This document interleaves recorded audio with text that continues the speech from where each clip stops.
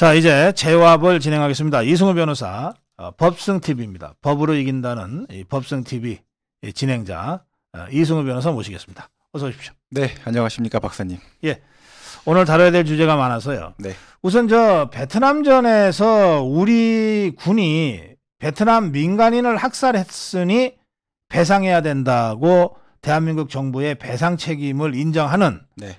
이런 대한민국 법원의 1심 판결이 나온 거죠. 네, 그렇습니다. 많은 분들이 좀 당황해하기도 하고 좀 황당해하기도 하고 그러는데 예. 좀 설명 좀 부탁드립니다. 네, 베트남전에 참전했던 대한민국 국군이 민간인을 집단적으로 학살을 했다라는 사실을 이제 대한민국 법원 중앙지방법원에서 인정을 하는 판결이 나온 건데요. 네. 이 내용 관련해서는 기본적으로 논의된 것이 이제 두 가지 쟁점이 가장 크다라고 볼 수가 있겠습니다. 첫째, 베트남전에 참전한 대한민국 국군이 지휘 명령 체계에 따라서 민간인, 그러니까 양민을 학살한 것이냐라는 것이 1차적인 쟁점이 되는 것이고요. 두 번째로는 그와 같은 사실이 설사 있었다 하더라도 국가배상 책임의 소멸시효, 그러니까 채권이기 때문에 손해배상 청구권 10년의 시효가 완성된 것이냐, 완성되지 않은 것이냐라는 문제가 이제 두 가지 큰 쟁점으로 붙었던 소송입니다. 베트남 사람이 이 소송을 제기했잖아요. 네, 그렇습니다. 응우엔인가요? 예, 우리나라 김씨처럼 다 거의 다 90%가 응우엔입니다. 예. 네. 근데 이 사람이 형사소송, 그러니까 처벌해달라고 하는 형사소송을 제기한 게 아니고 배상해달라고 하는 민사소송을 제기한 겁니까? 예, 민사소송으로 손해배상, 국가배상 청구를 제기한 겁니다. 네. 그럼 일종의 행정소송이기도 한 건가요? 국가를 상대로 하는 거면? 행정소송의 성격을 일부 갖고 있긴 하지만 민사적 손해배상 청구 소송 법리가 그대로 거의 적용되기 때문에 일반 민사법정에서 다툼이 이루어지게 됩니다. 알겠습니다. 네. 자, 그렇게 해서 어쨌든 배상 책임을 인정하고 대한민국 정부가 배상하라. 이게 이제 1심 판결의 내용인데. 그렇습니다. 이게 제가 보기엔 좀 이 판단 자체가 굉장히 황당한데 이거 어떻게 보십니까? 이승우 변호사? 저는 이 잘못된 법원의 판단이 또 나왔다는 생각이 크게 듭니다. 왜냐하면 근본적으로 이 사실관계와 관련해서 우리가 굉장히 많이 잊어버리고 있지만 90년대 초까지만 해도 베트남 사람들이 배를 타고 바다를 통해서 탈출하는 보트피플. 예, 보트피플을 경험했던 것이 90년대 초까지입니다. 그렇습니다. 예. 그럼 그 사람들이 왜 탈출을 했겠습니까? 네. 정상적인 국가가 아니다. 이 나라에서 살 수가 없다라는 생각을 했고 살기 위해서 탈출해서 난민 인정을 다 받았었습니다. 그게 월맹, 호지명이 이끌던 월맹이 베트남 자유 이 민주주의 국가를 붕괴시키고 적화시킨 해가 1975년인가 그렇거든요. 75, 제가 바로 태어나기 직전에 그런 일이 터졌는데요. 그러면 1975년에 이제 베트남이 공산주의로 통일이 되고 나서 그렇습니다. 15년이 지나서도 탈출하는 사람들이 있었다는 거 아니에요? 계속 탈출을 했죠. 숫자가 줄어들었을 뿐이고 해당 사안에서 해상을 통해서 탈출하는 이 사람들이 있었고 계속 난민으로서 여러 국가에서 받아들였던 상태에 있었습니다. 자, 한국과 이제 베트남이 공식적으로 수교를 하고 하는 과정도 사실은 그 끝 무렵에 일이 진행이 됐던 거죠. 그렇게 되면서 93년도경에 한국하고 베트남이 수교를 하고 국방 정책의 일환으로 이루어지는 여러 가지 일들이 진행이 됐는데 이 사안과 관련해서 그 후에 2000년도에 접어들면서 그러니까 1999년도부터 한겨레를 중심으로 해갖고 대한민국 국군이 베트남에서 민간인 양민을 대량 학살하는 이런 행동들을 했다. 저는 이 내용 관련해서 상당히 많은 부분들이 사실이 아니다라고 밝혀졌는데 그 부분에서 사과를 제대로 한 사실도 없고 이 사안 관련해서도 이것이 이제 당시 8세였던 피해자분 실제 피해가 있을 수도 있겠지만 당시 8세 분이 과연 이게 민간인과 이 군인 자체를 다 뒤섞어서 싸우는 베트콩의 게릴라 전술, 남베트남 지역에서 발생됐던 수많은 그 민간인을 방패로 써서 벌어졌던 이 전쟁 전술 기법 자체를 정확하게 이해하고 있었을 수 있을지 본인의 부모나 가족 그 친지들이 과연 베트콩인지 아닌지 자체를 판단할 만한 능력이나 의사가 있는 인간인지에 대해서 충분히 판단할 수 있는 상태에 있는지 자체가 이미 40년, 50년 전에 있었던 일을 가지고 우리나라 법원에서 오늘 판단을 한 겁니다. 그러니까 오늘날에 이르러서요. 오늘날의 척도로 판단한 것인데 이와 같은 형태로 판단을 하게 된다고 해서 이 학살 사실에 대한 것을 재판부에 있는 판사가 충분히 그것을 파악해서 사실을 인정한 것이라 볼 수 있는 것인지 아니면 제대로 되지 못한 형태의 이 잘못된 렌즈를 통해서 본 사실만 가지고 인정한 것인지에 대해서 무엇을 가지고 그것을 확신을 가지고 인정을 했다라고 판단하는 것인지에 대해서 근본적으로 문제가 있다 저는 생각을 하고 두 번째로는 10년이라는 소멸시효가 짧다라고 본다라고 하는 그 법을 무시해서 권리남용에 해당되기 때문에 인격적인 문제, 인권적인 문제가 있어서 소멸시효 적용할 수가 없다. 권리남용에 해당되기 때문이다라고 판단했다면 자 그러면 70년 전, 80년 전, 100년 전 사건들은 이제 어떻게 할 겁니까? 기준이 뭡니까 도대체? 어떤 사안에 대해서는 권리남용이고 어떤 사안에 대해서는 권리남용이 아니다 하는데 불법 행위로 인해서 발생된 문제와 관련해서 인격적 침해가 없는 사안이 있습니까? 이런 식으로 판단하기 시작하면 소멸시효 제도는 뭐하러 둡니까? 근본적으로 법제도를 붕괴시키겠다는 생각이 아니고서야 이런 식의 판단을 할 수 없는 거 아니겠습니까? 이 지금 그 소멸시효 있잖아요. 네네. 그 이제 공소시효. 예. 이게 살인에도 공소시효가 있잖아요. 네. 공소시효 폐지됐습니다. 공소시효가 살인은 없습니까? 네, 없어졌습니다. 그러면 그 아주 흉악한 저 조폭이나 이런 경우에도 이게 공소시효는 있잖아요. 네네. 그러니까 이게 이제 공소시효라고 하는 게 이걸 다들 없애버리면 네네. 이제 30년 전, 50년 전, 뭐 70년 전의 사건들까지 계속해서 이게 수사와 재판의 대상이 돼야 되니까. 그 문제하고는 저는 좀 다르다 생각합니다. 왜냐하면 그것은 범죄 구성 요건이 있어서 당시에도 범죄라고 인정했던 사안입니다. 근데 손해배상에서 불법행위라는 개념은 사실은 법정으로 정해져 있는 개념은 아닙니다. 불법행위냐 아니냐 자체를 크게 따져봐야 되는 문제가 되는 거죠. 그렇기 때문에 범죄로서 해석이 될 수 있는 행위를 한 것에 대한 공소시효 적용 문제와 불법행위로서의 손해배상 청구권이 성립할 수 있느냐 문제는 전혀 평면이 다를 수가 있습니다. 그렇군요. 그리고 손해배상 청구권과 관련해서 우리가 10년이라는 시효가 짧다 길다라고 한다면 국회에서 사실은 그걸 20년을 늘리는 법에 고쳐야 되는 문제지 판사가 나와서 다 날뛰면서 해당되는 사안 관해서 20년 30년 상관없고 100년 전까지도 하겠다 라는 식으로 문제를 풀어나간다라고 하는 것은 법 제도 자체를 다 포기하고 사법 시스템을 다 자기 마음대로 평가하겠다라는 형태밖에 더 되겠습니까? 그건 말이 안 된다 생각합니다. 우리나라는 성문법 국가입니다. 성문법 국가를 판례 해석으로 해갖고 소멸시효 제도 자체를 붕괴시키겠다. 또는 소멸시효 제도 자체에 대해서 권리남용에 대한 판단을 무조건 거쳐야만 된다라는 형태로 한다면 법적인 안정성, 사회의 기본적인 신뢰에 대한 안정성, 이 문제에 대한 것은 모든 분야에서 다 검토가 이루어져야 되는 위험한 상태로 갈 수 있다. 지금 이 판결은 일단 민간인 학살이 우리 한국군에 의해서 벌어졌다는 것을 전제로 증거가 분명히 있다고 전혀 생각 안 합니다. 그걸 전제로 해서 지금 배상하라 이거 아닙니까? 그렇습니다. 민간인 학살이 없었다면 배상하라는. 아니 곽상도 판결에서는 해당되는 내용 사용에 대해서 진술 증거에 친빙성 없다고 무죄 줬지 않습니까? 50억 받았는데도 이 사건에서는 어떻게 진술만 가지고 인정을 합니까? 그러니까 그래서 최선친도 이제 월남전 참전하셨는데 저희 부모님도 가셨습니다. 그러셨어요. 네. 최선친은 화학부대장이셔가지고 그 고엽제를 살포하고 헬리콥터를 통해서 이런 위험한 일을 했습니다. 헬기가 뜨면은 배특공들이 어디 숨어서 쏠지 모르잖아요. 그런데 이 판결을 보면서 그러면 우리 제 아버지도 민간인 학살 범죄를 저질렀나? 아니 고엽제라고 하는 거는 뭐 무차별적으로 나무를 말려 죽이고 그 가루를 맞은 사람들은 수십 년 후에 저희 선친도 고엽제로 돌아가셨는데 그건 뭐 사용한 사람이나 그 고엽제를 맞은 베트남 사람들이 있겠죠. 밀림에서. 그럼 그런 사람들 중에 베트콩만 있겠습니까? 민간인이 있겠죠.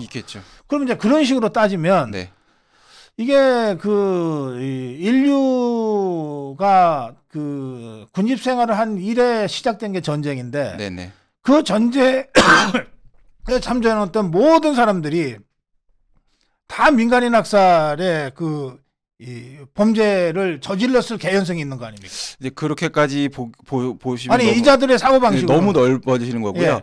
이제 제네바 협약 이후에 해서 이제 그 비군사적인 상태, 그러니까 군복을 입고 무기를 갖고 전투 의지를 갖고 있는 전투병과의 교전에 대한 것과 그 무기를 내려놓은 형태의 이 비전투 상태, 좀 전투가 수행이 불가능한 또는 민간인 상태 있는 사람에 대한 이 공격 행위를 구별해야 된다라는 게 제네바 4차 협약의 기본 내용입니다. 근데 이 제네바 협약의 가장 근본적인 내용을 누가 먼저 위반을 한 것이냐라고 하냐면 베트콩이 위반을 했다. 그러니까 월맹에서 위반을 한 거다라고 볼 수 있는 거죠. 왜냐하면 군복도 입지 않고 무기만 지원을 해서 후방에서 민간인을 방패로 삼아서 민간인 일부 중에가 그와 같은 무기를 터뜨리고 폭탄을 터뜨리고 후방을 교란하고 하는 행동들을 하게끔 만들어서 민간을 무장시켜 갖고서는 교전하게 만든 게릴라전을 하지 않았습니까? 그러니까 피하 식별 자체가 불가능한 상태가 된 겁니다. 그와 같은 상태에서 한국군이 그곳에 가서 처음에 수행했던 여러 가지 과정에서 이와 같은 상황을 고려하지 못하고 처음에 진주했던 한국군 일부가 사실은 전부 몰살당하는 그런 상황이 있었다. 우리가 그 베트남 참전 초기에 희생이 굉장히 많았어요. 그런 상황을 거치면서 구별을 해 나갔고 그와 과정에서 여러 가지 문제들이 생길 수 있는 점들도 막기 위해서 사실은 사람을 사살했다라는 걸 공적으로 삼지 않고 무기를 충분히 확보했느냐를 가지고 공적을 따지는 형태로까지 우리가 노력을 했던 것인데 이렇게 한국군 전체 참전 전체를 완전히 무슨 민간인 양민 학살을 한 행위의 어떤 범죄 집단처럼 몰아세워서 1999년부터 시작을 해갖고 2023년까지 조직적으로 집단적으로 한국군의 그 문제를 지적을 하면서 그러면서 북한군 인민군에 대해서는 입 한 번 뻥끗하지 않는 그런 위선적이고 모순적인 행동을 하는 것에 대해서는 도저히 그건 납득할 수가 없는 문제라 생각하고 이 사안과 관련해서 이와 같은 증거 관계 또는 소멸시효와 관련된 문제에 대해서 지금과 같은 판단을 할 수 있는지에 대해서는 법률가로서도 이해할 수 없는 문제가 너무 많이 산적해 있다라고 말씀을 드리고 싶습니다. 알겠습니다. 지금 말씀하신 대로 초기에 우리 희생이 굉장히 많았습니다. 이 밀림이라는 지형에 우리가 익숙하지가 않고 또 베트콩의 게릴라전이 워낙 교묘하고 교활해서 우리가 참전하기 이전에 미군을 상대로 프랑스군을 상대로 이미 수십 년간 게릴라전을 해왔거든요. 그 게릴라 기법을 우리에게 그대로 적용했기 때문에 우리에게 피해가 많았어요. 그러다 보니까 피하 구별이 안 되니까 어떻게 할 거냐라고 하는 고민에 빠지게 됐고 그래서 우리 군이 두 가지를 합니다. 하나는 그 전투 지역에서 민간인 소개를 하라고 민간인들은 피하라고 지속적으로 이 그 선모 활동을 합니다. 그다음에 두 번째는 이제 시간이 가면서 이게 베트콩은 물고기고 베트남 국민들은 물이구나. 그러면 이 물을 말려야 되겠다 해서 나온 게 그 대민 봉사죠. 베트남인들에 대해서 집을 지어주고 학교를 지어주고 병원을 지어주면서 베트남인들의 마음을 사서 베트콩들이 베트남 국민들 사이에 스며들지 못하게 만드는 겁니다. 이제 이걸 하기 위해서 사실은 뭐 백마부대나 이게 막 증원되고 막 이러잖아요. 그러니까 우리 그 군도 정말 낯선 환경에서 목숨 걸고 싸우러 간 거고 그 과정에서 수많은 피해를 입었고 그러면서 차차 베트콩의 전략에 적응해서 또 그 지형에 적응해서 이 대한민국 군의 그 위력을 보여줬단 말이에요. 근데 이제 그 과정에서의 우리 군의 그 전투 행위를 민간인 학살로 딱 규정하고 수십 년이 지나서 배상해라.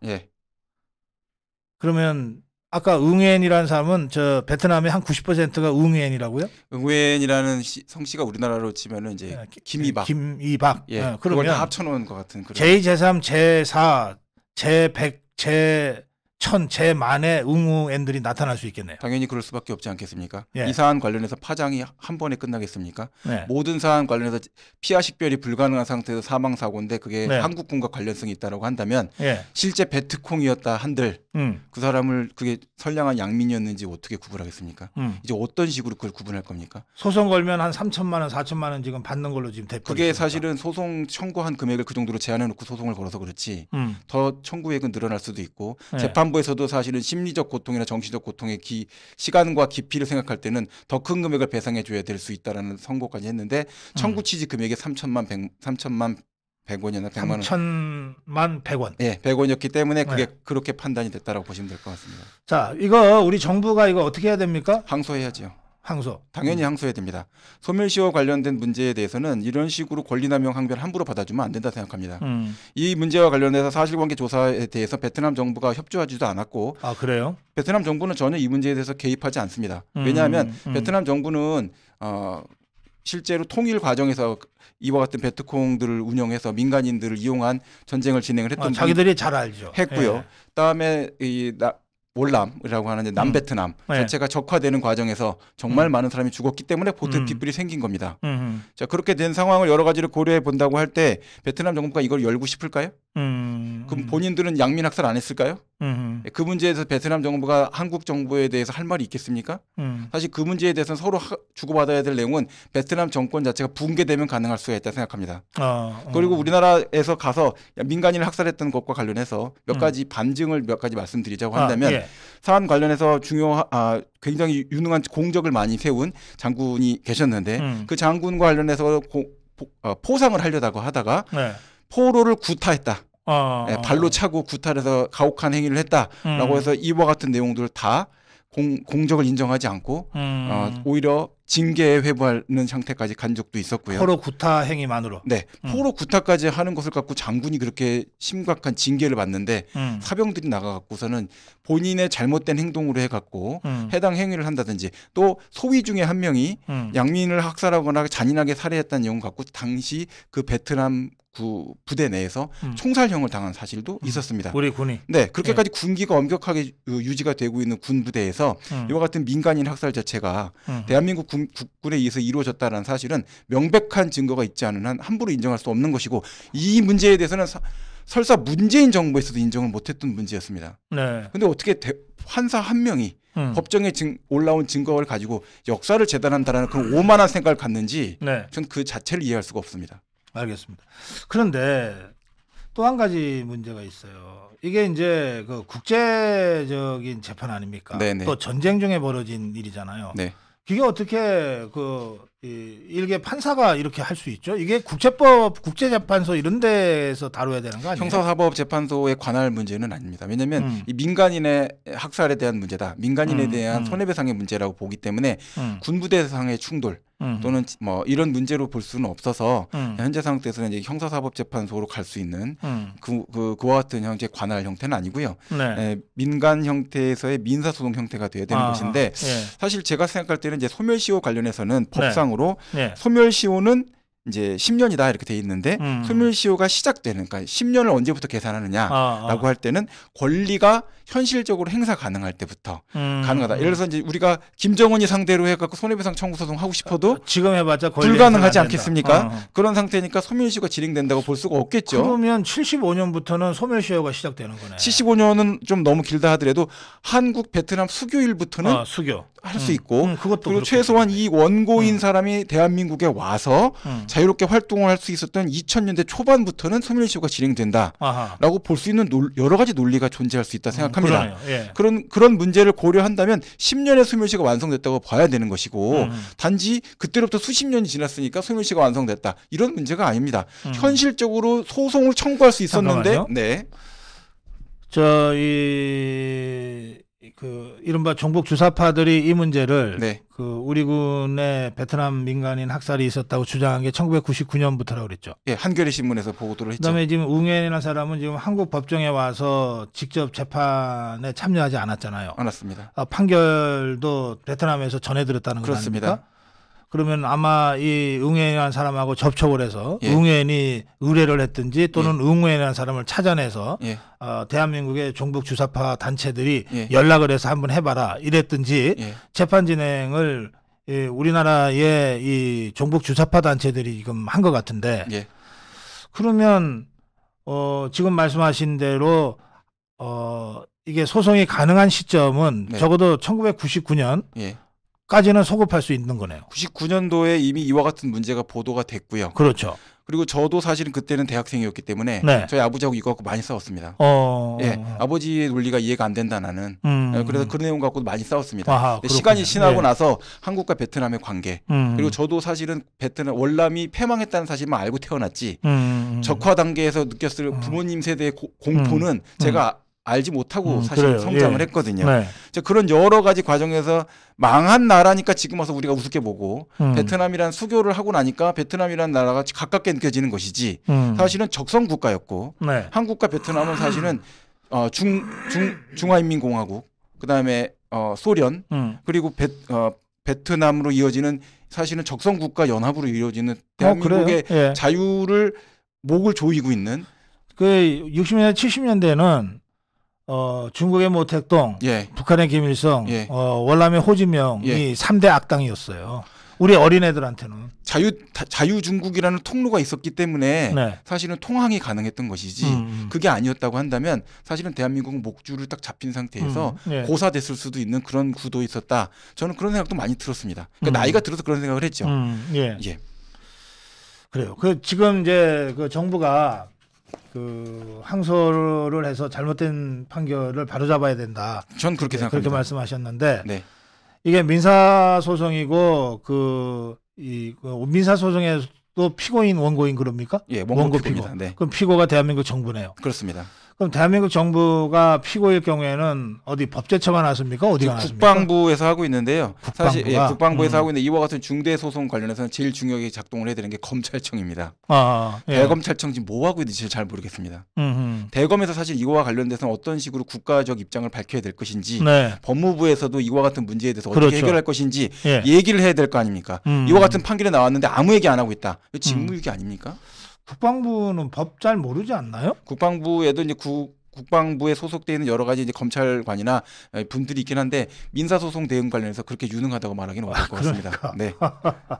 알겠습니다. 이거 대한민국 정부가 피고입니다. 예. 그리고 대한민국 정부가 잘못했으니까 배상하라는 판결이 나온 거거든요. 네. 그럼 대한민국 정부가 제대로 대응해야죠. 그렇습니다. 법무부건 국방부건 뭐 법제처건 말이죠. 근본적인 궁극적 책임은 법무부 장관이 진다라고 생각하시면 됩니다. 그렇군요. 정부 소송의 최종 주체는 법무부 장관이다. 그렇습니다.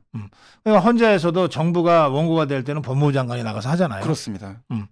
예, 그런 점까지를 좀 고려해서 이 잘못된 1심 판결을 합법적인 과정을 통해서 그게 2심 판결에서 이기는 겁니다. 명예를 회복시켜 주셔야죠. 네, 그렇게 해서 2심 판결에서 바로 잡아야 된다. 네. 네, 그렇게 정리를 일단 해놓겠습니다. 우리 이승훈 변호사도 아버님 지금 생존에 계시죠? 예, 그렇습니다. 아버님이 월남전 참전용사여서 가지고 어릴 때 젊을 때 예, 많이 싸웠습니다. 아버지하고. 예. 그러나 이거는 그러니까 우리가 직접 겪은 사건은 아니지만 우리 아버지 세대가 직접 겪고 그렇습니다. 이승호 변호사의 아버지 또 저의 선친이 직접 참전하셨던 그 전쟁입니다. 네네. 예, 이거 강 건너 불 보듯 해서 될 일이 아니다. 네네. 그런 말씀 제가 다시 드립니다. 자, 이번에 대장동 50억 클럽 얘기합시다. 김만배를 340억 범죄 수익 은닉 혐의로 구속하면서 영장 청구하면서 검찰에서 나오는 설명은 네. 이 340억이 대장동 50억 클럽에게 흘러간 것 같다. 예. 뭐 이런 얘기인데. 예. 금액은 거의 딱 맞을 것 같습니다. 보면은 이제 6명이 등장하지 않습니까? 네. 최재경, 박영수, 곽상도, 김수남, 홍성근, 권순일 네. 300억입니다. 그리고 이제 윤창근 15억, 강한구 5억, 거의 340억에 이제 가까운 금액이 딱 형성이 됩니다. 네. 자, 거기서 나오는 그 대화 내용도 변호사들은 고문료로 쳐주면 되는데, 네, 근데 박영수 특검하고 곽상도 전 의원은 그게 안 되지 않냐, 어떻게 처리하면 좋겠냐라고까지 의논하는 내용이 나오고 실제 50억이 전달된 내용도 존재합니다. 자, 근데 이게 어떻게 무죄가 나옵니까? 예. 여기 김수남, 김수남하고 권순일이는 당시의 변호사였습니까?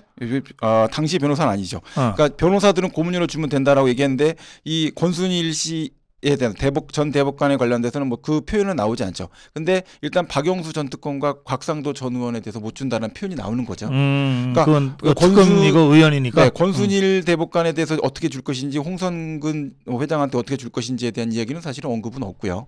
그리고 권순일 대법관은 있는 상태에서 지금 고문료로 줄 수 있는 형태도 안 될 테니까 나중에 퇴직한 후에 고문료로 준다는 개념으로 생각하고 있는 게 아닐까. 그러면 곽상도 50억은 이 50억 클럽의 일원으로 받은 거다. 그렇습니다. 예. 예전에 신영희 씨가 이제 그런 표현을 썼었죠. 새는 좌우의 날개로 난다. 근데 제가 요새 생각을 해보고 누가 말씀을 하시는데 새가 무슨 좌우의 날개로 나냐 의지로 날지 이렇게 말씀을 하시더라고요.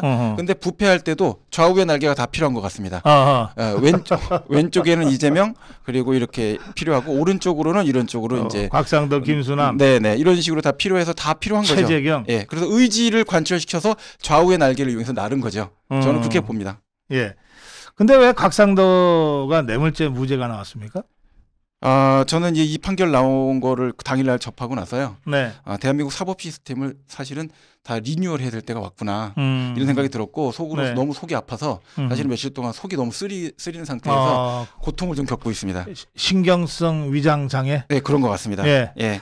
너무나 속상해서 사실은 수사도 이렇게 진짜 속된 말로 개판으로 해놓고 공소 제기한 다음에 중앙지검장이고 공판부장이고 차장검사들도 아무도 신경도 안 쓰고 공소유지 관련해서 공소장 변경을 할 건지 말 건지도 관심도 안 갖고 있다가 무죄 판결 두드려 맞고 네. 이렇게 됐으면 사실 이 정도 됐을 때 이 내용 관련해서 대한민국의 사법 시스템 상으로 전 민정수석 전 국회의원, 당시 국회의원이었던 사람이 해당 금액에 대해서 아들을 거기에 6년 전부터 취업을 시켜서 6년간 근무시킨 것도 사실은 상당히 부적정한 여러 가지 문제들이 갖고 있는데 그렇죠. 퇴직금으로 6년간 일했던 특별한 재능도 없는 아들 곽병채 씨한테 50억 퇴직금 주고 25억 세금 내고 25억 현금 수령하게끔 했다라는 내용 갖고 뇌물죄로 처벌할 수 없는 그런 국가면 대한민국 사법부 뭐하러 필요하고 검찰청 뭐하러 그 세금 막대하게 유지해 갖고서는 법무부 장관이 유지하고 있습니까?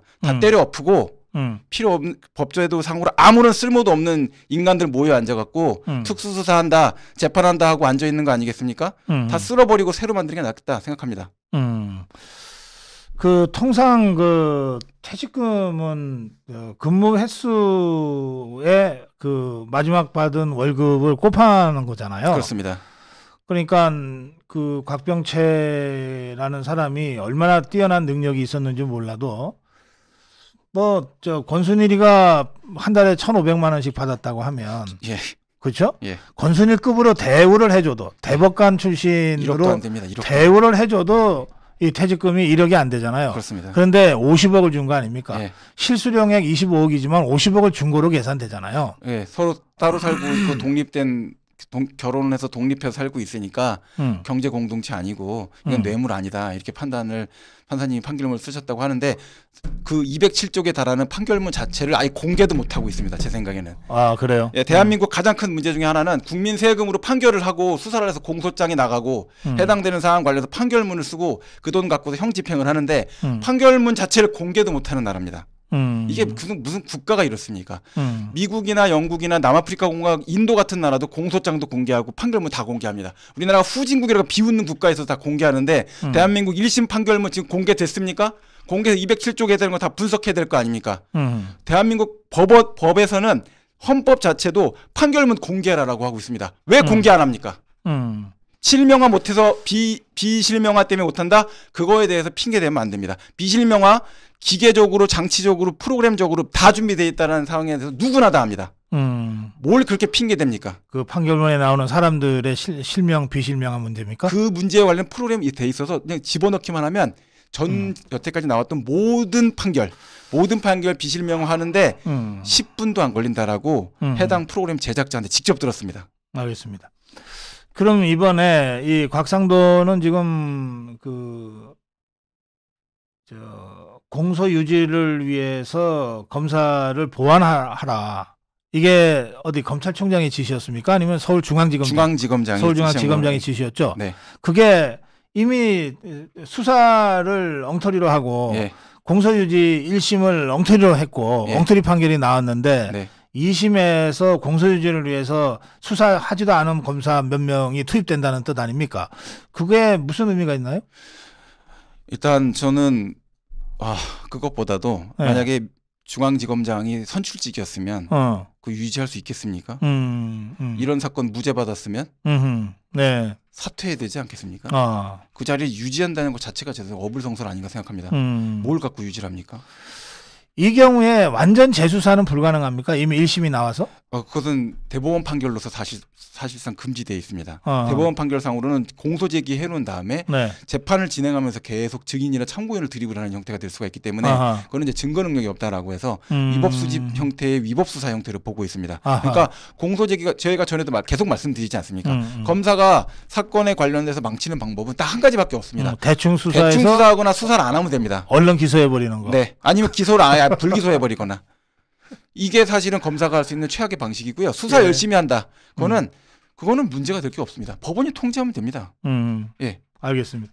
그러면 이 곽상도는 그렇다 치고 네.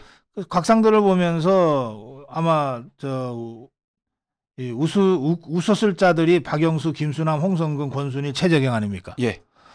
그리고 진짜 크게 웃었던 자는 이재명인 것 같아요. 이렇게 판결을 해놓고 이렇게 수사를 해놓고 이렇게 공소 유지하면서 이재명 사건에 대해서 유죄 판결이 당연히 나올 거라고 주장하면 이걸 국민들이 볼 때 상당수의 분들은 혼란스러울 거 아닙니까? 도대체 뭘 어떻게 해갖고서는 하겠다는 겁니까 이거를? 지금까지 대장동 사건만 예를 들어도 네. 지금 정진상이 김용희까지 잡아넣었는데 예. 그런데 이 가족인 곽상도와 곽병채가 관계가 없다고 하면 아니 곽병채 씨는 공모자로 같이 공동정범이나 방조로 기소해야 되는 거 아닙니까? 그러니까 수사도 제대로 안 하고 그래 놓고는 정진상이 김용희하고 이재명이를 엮어놔야 지금 대장동 사건이 성립되는 거 아니에요. 요새 누가 혼자서 도둑질합니까? 이걸 어떻게 하지? 그게 지금 말이 안 되는 얘기 아닙니까? 예. 근본적으로 해당 사안 관련해서 돈 받은 계좌가 따로 있고 돈 받은 사람 따로 있고 수행한 사람 따로 있고 왔다 갔다 한 사람 따로 있는데 그 내용 관련돼서 곽상도 씨만 조사를 해갖고서는 공소 제기해놓고 아들은 빼고 그중에서 제3자 뇌물도 빼고 그래서 본인 뇌물죄만 적용을 해갖고 정치자금법 위반 문제랑 그거만 걸어서 넣고 그 전에 민정수석이었는지 이 국회의원이었는지 무슨 관계다 딱 하나은행 문제에 관련해서 그거를 갖고서는 압력을 행사했다, 외형을 행사했다 그런 식으로 공소장을 쓰는 특수수사 검사 보셨습니까? 그거 참네. 그러면 동화죠, 동화. 동화다. 소설도 아니고. 예. 그러면 우리 이승우 변호사는 어떻게 전망하세요? 박영수, 김수남, 권순일, 홍성근 그리고 최재경에 대한 수사는 물 건너갔다고 보시죠? 이제는 검찰청에서 수사를 못 하고요. 검사 믿고서는 수사할 수 없다라는 게 정확하게 맞는 것 같습니다. 특검 갈 수밖에 없는 상태라고 생각하고요. 그래요? 예. 특히 이거 관련해서 뭐 이재명 대표를 포함한 더불어민주당에서는 뭐 대장동 특검 하자는데 그런 이제 솔직히 멍멍이 같은 소리는 그만두고 50억 클럽 수사는 특검을 해야 될 것 같다라는 생각이 듭니다. 네, 그런 상태고 이 문제에 관련해서 국민적 의혹에 대한 거를 대장동 사건에 대해서는 검찰청에서 수사 열심히 하고 있으니까 두면 되고요. 상황 관련해서 50억 클럽 관련해서 수사를 하게 되면 거기서 멋진 결과물들이 나오게 될 수도 있다 생각합니다. 그럼 그 관련해 갖고 모든 커넥션이 드러날 수 있겠죠. 네. 그러면 우리 사회에서는 그 문제 관련해서는 최소한 정리하고 앞으로 이런 일이 발생할 수 없도록 만들 수 있지 않겠습니까? 저는 그런 점에 있어서 이번에 다른 정당보다도 가장 좀 의미 있게 행동을 할 수 있는 포인트를 잘 잡은 것이 정의당이다. 그래서 특검 관련돼서 협의할 때 대장동을 다 하지 말고 50억 특검에 집중하자라는 선명성을 드러낸 것에 있어서는 굉장히 큰 박수를 쳐드리고 싶습니다. 그 정의당이 더불어민주당도 빠져라. 네. 국민의힘도 빠져라.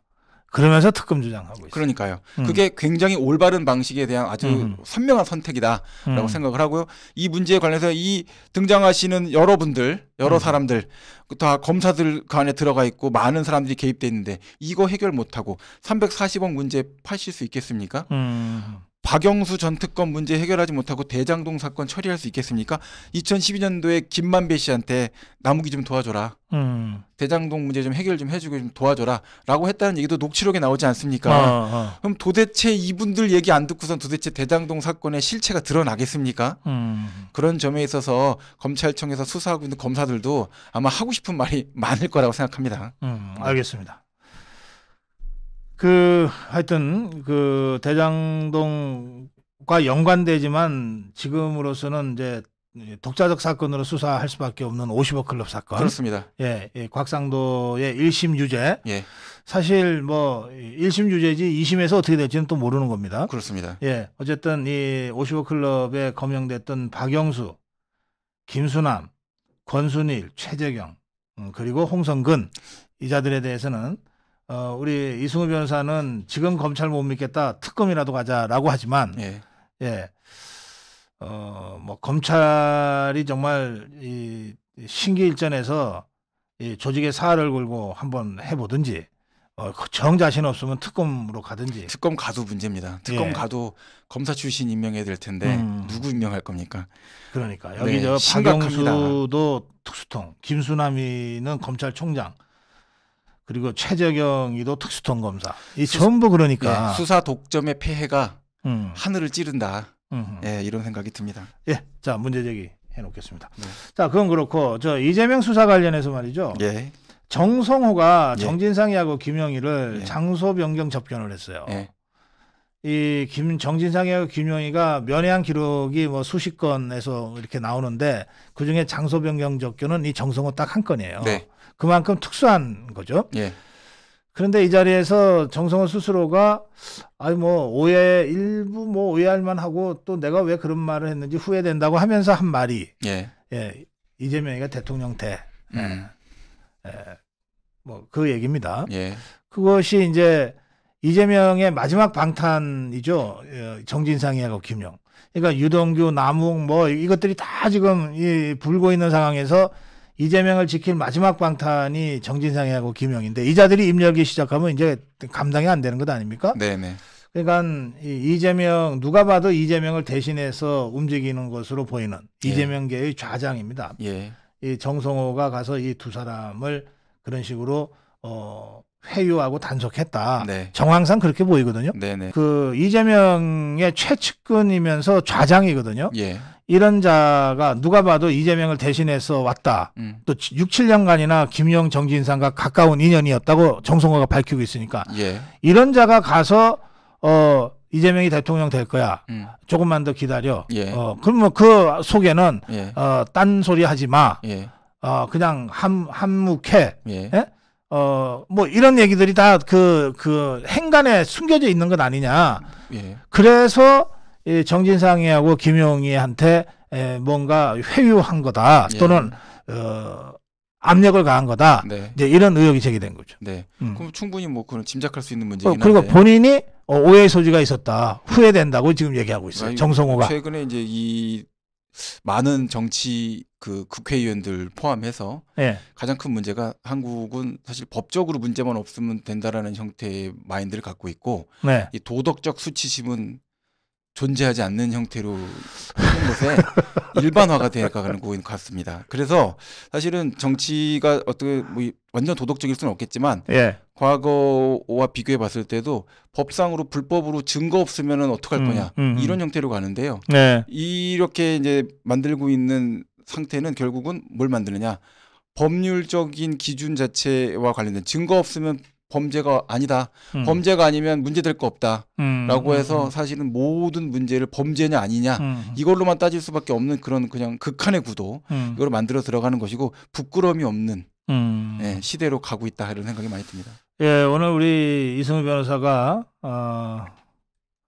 아주 격앙된 이 감정과 마음을 여러 번 표출을 하시니까 우리 고성우 TV 시청자들이 너무 속이 시원하다고.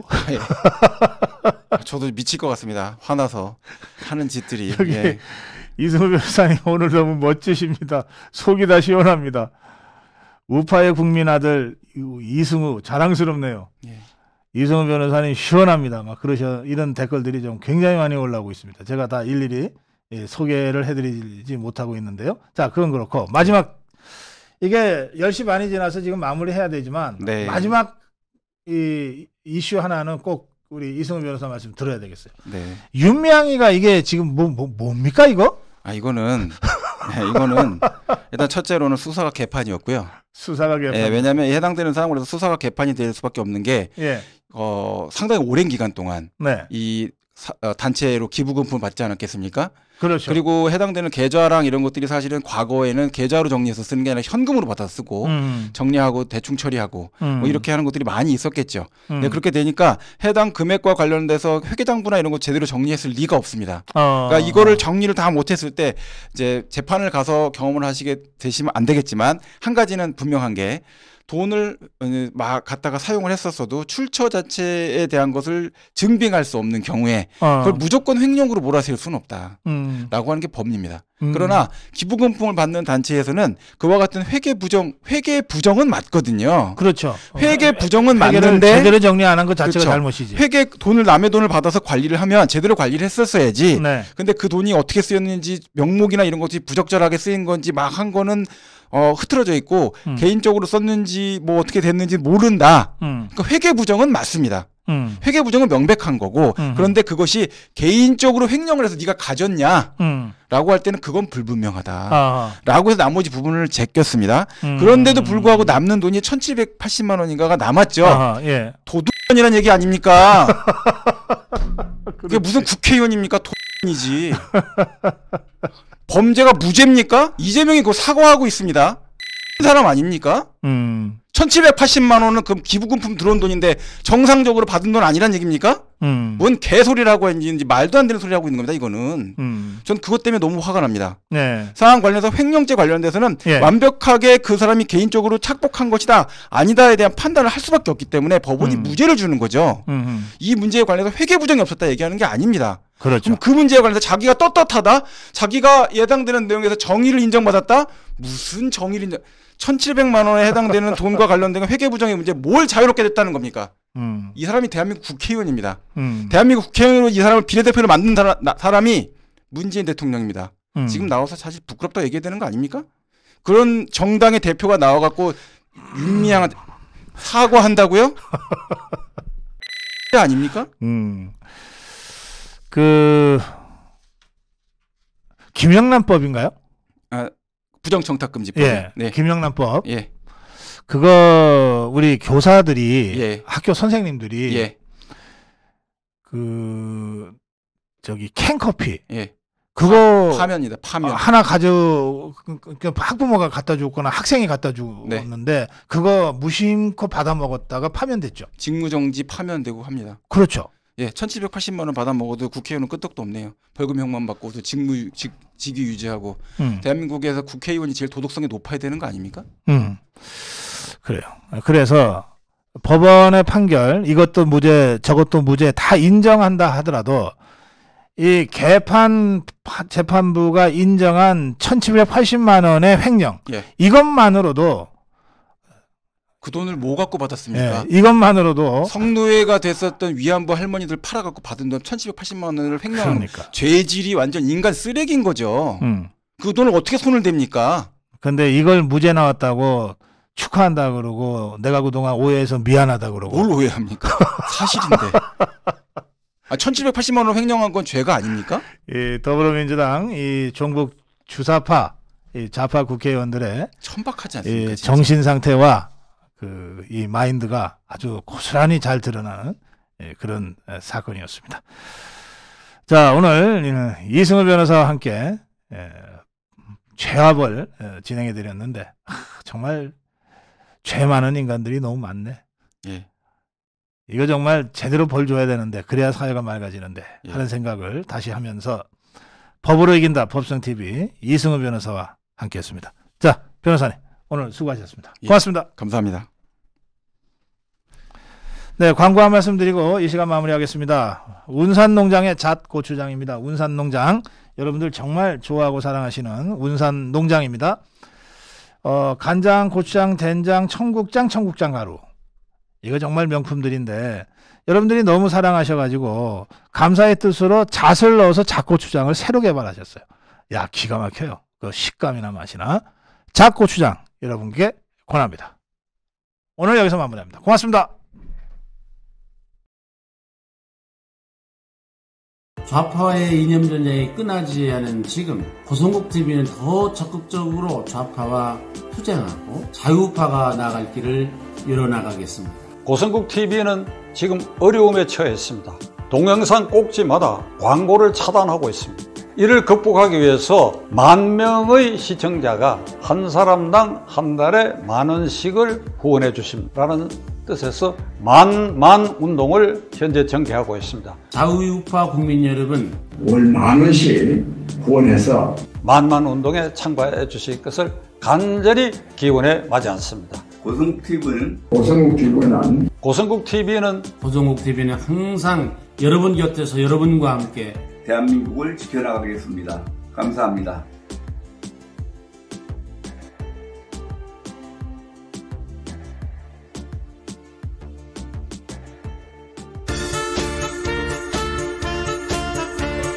함께하니 정말 좋구나.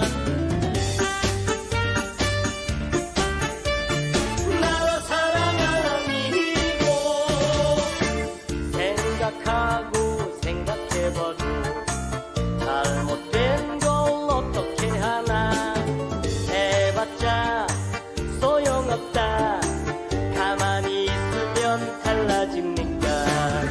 한 번도 못 본 나라 오면은 안 되는 세상.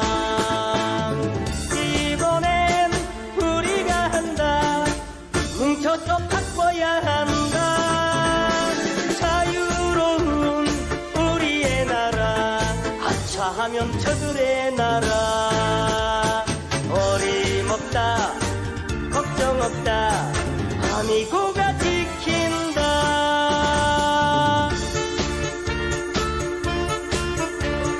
함께하니 정말 좋구나.